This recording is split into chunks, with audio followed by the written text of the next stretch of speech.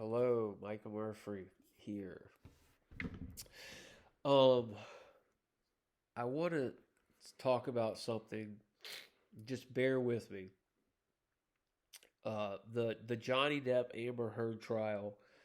I knew like the first or second time I looked at it that for some reason it was prophetically significant.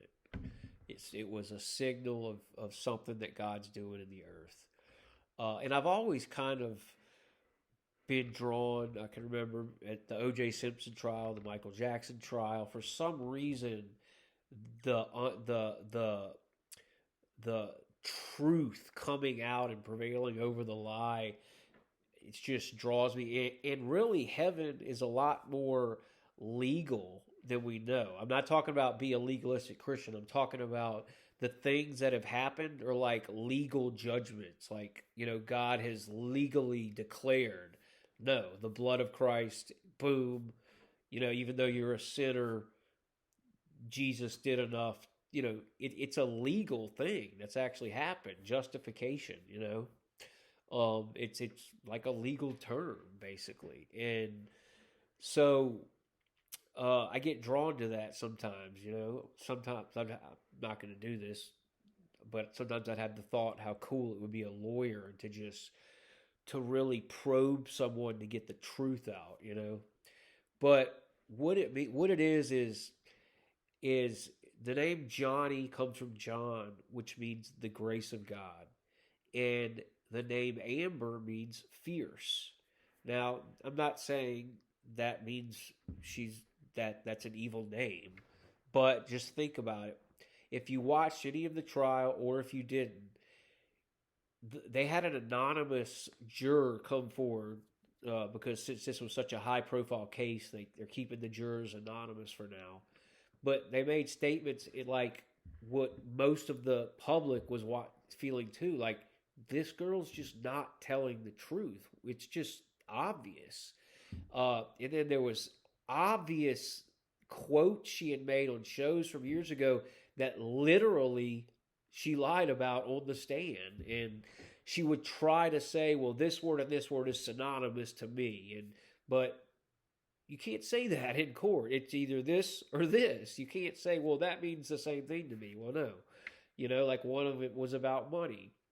Well, she said in this thing 2 years ago, well, I don't have it anymore. It's gone. I donated it. And in the court, it came out that she still has at least half of it, or maybe more. I'm not sure. I didn't like watch every single thing every day, but she pledged it. So she said, so you still have it? She's like, well, pledge and donation are synonymous to me. Well, that's not what you said. You said the money's completely gone. You don't have it. And so you could see how the liar, think about the devil. I'm not saying Amber Heard is the devil, but think about how the devil is the liar, the father of all lies, and how he would try to make words. Well, that's just the same thing as that, and this and that. But it was so, and it even, the juror said it made a lot of them uncomfortable because she would be asked a question and then she would look at the juror, and sometimes she would talk or sometimes she would answer, but she'd be looking at them, and it like made them just this uncomfortable vibe, I guess. But um, it really showed me how, I mean, there were just so many times where she was just caught in lies, and that was another that the jurors, this anonymous juror gave out a few statements and about why it became clear. They weren't. It wasn't like they were saying Johnny Depp was a saint. They never said that.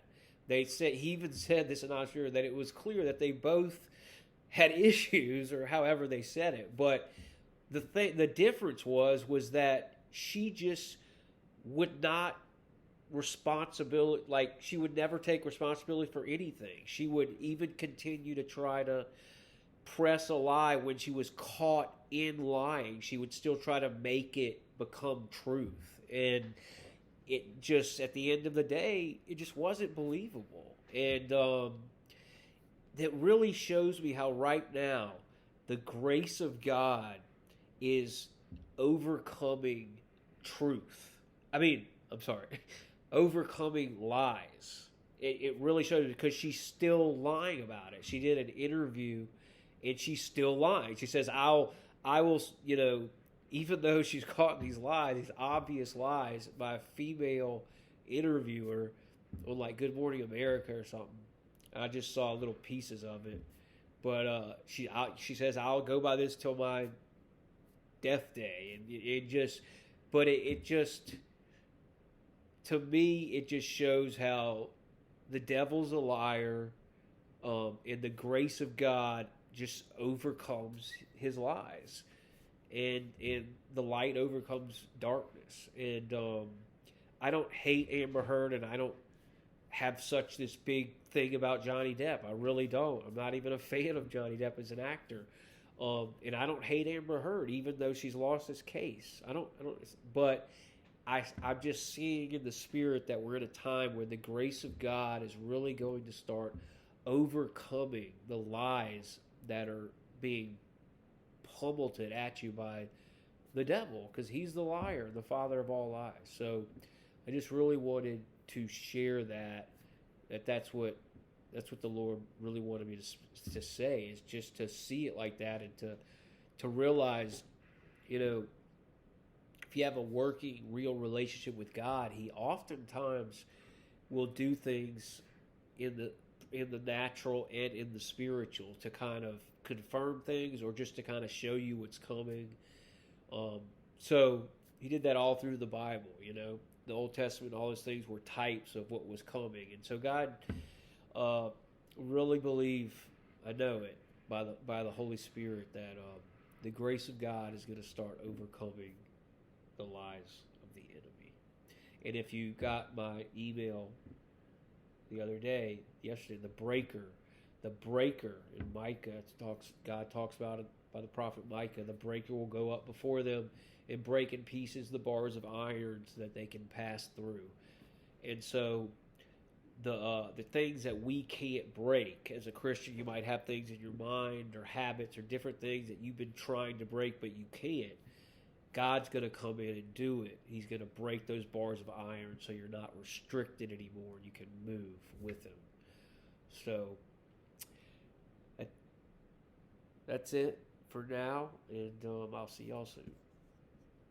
If you'd like to donate, give in any way, buy my first book called The New Structure, Volume 1, The Coming Kingdom, about the gifts of Christ, the gifts of the Spirit, how the Spirit would work as we met, as we were operating, we knew, in this new wineskin. It wasn't just regular church. At the past 7 years, as we met, we realized we were operating in a new way of how God's moving in the earth and building his church. And so I have examples in there, and just things, some prophetic words, some things that I think that the church, had gotten off in the past, but it's not like a blame game, anything like that. And some things I believe that are coming. It's just volume 1. So you can get to ebook, and I set it up all by myself with the grace of God, thankfully. And so your stuff is not going to go anywhere else if you choose to get it, and you can download it on a phone, laptop, anywhere, read it anywhere. If you know how to use your iPhones right, you can even cause it to where it'll read it to you out loud. So thesonsofgod.net, you can check out all of the aspects of our ministry on there. All right.